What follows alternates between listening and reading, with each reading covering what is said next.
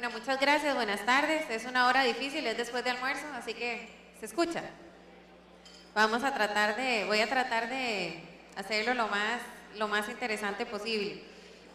Mi nombre es Eugenia Morales de la Sociedad Mundial para la Protección Animal y para nosotros es un honor venir a presentar este caso de estudio en el que tuvimos el placer de colaborar con el gobierno de Costa Rica para el desarrollo de un fondo veterinario de emergencias. La presentación.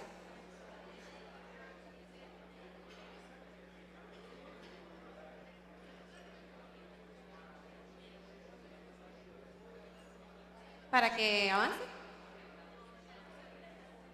Listo. Me parece muy importante que hablemos de este tema porque ha estado un poco ausente, yo creo que en algunas de las discusiones, y es el tema de la protección de los medios de vida como un componente fundamental en la gestión del riesgo y en el desarrollo de las comunidades. Entonces yo creo que esta experiencia del gobierno de Costa Rica es una experiencia muy interesante en la que nosotros presentamos porque fuimos asesores técnicos del proceso. Y yo creo que lo más importante es que no se centró solo en un aspecto, sino que el éxito de este proceso ha sido que incluye diferentes componentes. Tiene un componente de capacidad instalada, de fortalecimiento de capacidades locales, tiene un componente de marco legal y tiene un componente muy importante que es de recursos financieros. Todo se llevó a cabo paralelamente con una campaña de comunicación para promover una cultura de prevención para que también los mismos dueños de animales, la misma población, se involucrara en el proceso. Un poquitito del contexto del país en Costa Rica, tenemos casi 2 millones de cabezas de ganado censadas, esto es hace un par de años, así que ya deben haber más. Según estadísticas de la Sociedad Mundial para la Protección Animal, tenemos más de 500,000 perros con dueño en el gran área metropolitana, que ese es el área, digamos, más desarrollada. Y en zonas urbanas pues tenemos muchísimos más, y en esa década, entre 1990 al 2011, teníamos casi 11,000 desastres registrados, es decir, como todos nuestros países en Latinoamérica, Costa Rica es un país multiamenaza que se expone a muchísimos riesgos y por ende necesita una capacidad de gestión del riesgo y una capacidad de respuesta a emergencias más fortalecida. Entonces, como les comentaba, este proceso tuvo varios componentes. Uno de ellos es el marco legal, que es muy importante, es el primer paso, ¿verdad? Tenemos un marco legal que establece la creación del fondo y más allá que eso, un reglamento que establece cómo se va a utilizar. Y decreta que el fondo se utiliza cuando hay una declaratoria de emergencia, que puede ser una declaratoria de emergencia país o puede ser una declaratoria de emergencia sanitaria que emite el Ministerio de Agricultura, y además, muy importante, define que el presupuesto viene del mismo presupuesto ordinario del Servicio Nacional de Salud Animal, pero puede tomarse del sobrante del presupuesto no ejecutado. Es decir, este fondo no requirió una inversión adicional por parte del SENASA, sino que se utilizaron fondos que ya estaban dentro del presupuesto, que tal vez por razones administrativas no habían sido ejecutados, y estamos hablando de que ya a la fecha tenía casi, bueno, vean, $600,000, ahí se fue un cero, pero son $600,000 a la fecha, que es un inicio, ¿verdad? Pensando que en el 2006 las pérdidas en el sector nada más ascendieron a $700,000, pero es un inicio sobre todo porque no ha requerido un desembolso adicional. Y el último componente, y para mí tal vez el más importante, que era la capacidad instalada, es decir, no podemos tener el marco legal y los recursos si no sabemos cómo ejecutarlos. Y para eso el Servicio Nacional de Salud Animal y el Ministerio de Agricultura entrenaron a su personal técnico para que supiera cómo hacer evaluaciones de daños, para que supiera cómo hacer una solicitud de fondos, cómo determinar cuál era la intervención que hacía necesaria. Es decir, no es lo mismo lidiar con una inundación que lidiar con una erupción volcánica, que lidiar con una sequía. Entonces, se llevaron una capacitación basada en las normas y estándares para intervenciones ganaderas, que es el programa LEX, que es un programa espejo de la esfera.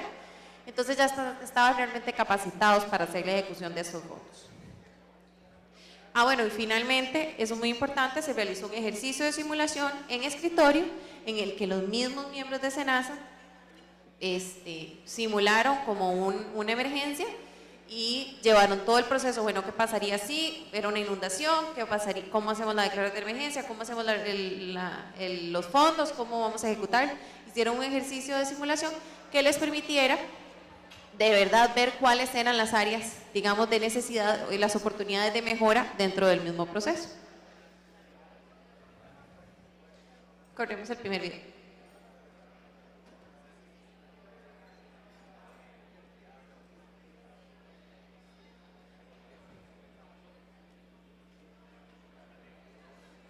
Ya casi se escucha. Lo corremos, no se oye, lo empezamos otra vez. Hay problemas técnicos, pero ya casi se los paso. Lo corremos desde el inicio, mejor. Lo volvemos a empezar para que no se oyó el inicio. Gracias. Este es don Germán Rojas, el doctor Rojas es era el director del SENASA, el que llevó el proceso de consolidación de este fondo. Entonces queríamos pasarles este video para escuchar de voz de ellos mismos cómo fue el proceso y cuál es la importancia para el país. Adelante.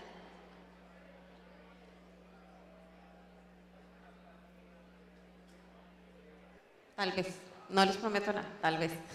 Si no, yo les cuento.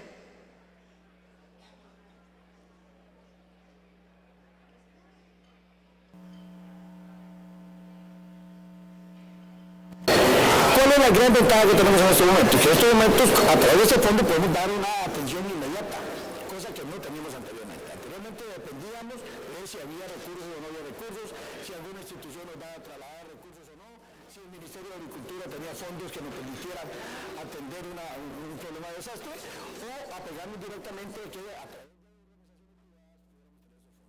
ahora, a través de la creación de este fondo, podemos tener la posibilidad inmediata de atender una situación. Lógicamente con los controles adecuados, con las supervisiones adecuadas, con el comité técnico que está constituido, asesorando y orientando de manera importante el fondo. Esto para mí tiene además dos elementos fundamentales. Uno que ya lo mencionó el doctor Rojas, que es la autonomía que le da el Servicio Nacional de Salud Animal de poder ejecutar una respuesta sin estar dependiendo de las otras autoridades. Y otro, y que además es un componente importante hasta del marco de acción de GEOGO, que es el involucramiento de un sector como el Ministerio de Agricultura en el proceso de gestión del riesgo, un sector que tal vez tradicionalmente no se involucra tan de la mano, pero que tiene una responsabilidad importante porque el sector primario tiene muchísimas pérdidas por desastres. Entonces yo creo que para mí esos son dos elementos fundamentales que se rescatan y que se resuelven con el fondo.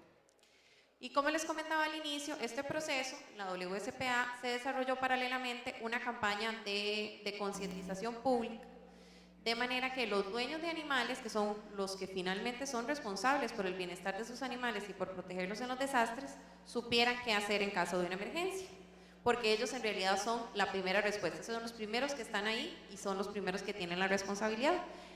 Entonces, desarrollamos una campaña